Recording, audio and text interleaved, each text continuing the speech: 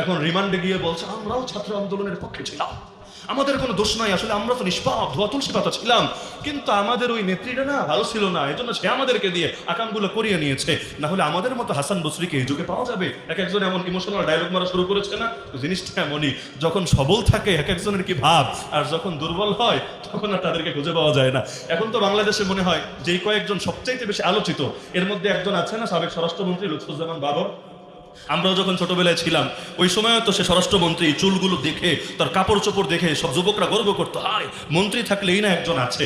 আমি আমাদের কারগুজারি শোনাই, আমরা যখন ওই ঢাকা কেন্দ্রীয় কারাগারে গেলাম, যেটা কেরানীগঞ্জে অবস্থিত, জায়গাটা কেরানীগঞ্জ আর নাম হলো ঢাকা কেন্দ্রীয় কারাগার, সেখানে কিন্তু লুৎফুজ্জামান বাবু সাহেব থাকেন।